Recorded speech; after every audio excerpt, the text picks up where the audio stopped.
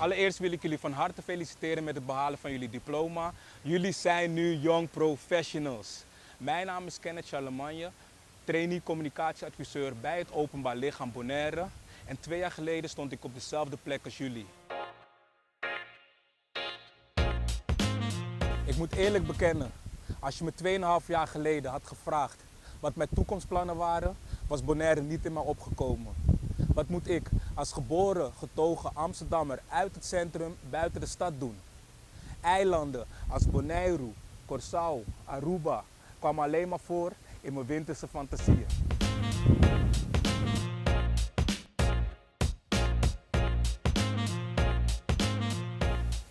Eenmaal op Divers Paradise kan ik zeggen dat dit een van mijn beste beslissingen is geweest. Tuurlijk zijn er op- en aanmerkingen, maar die vergeet je wel weer wanneer je lekker chillt in de natuur of lekker dobbert op zee.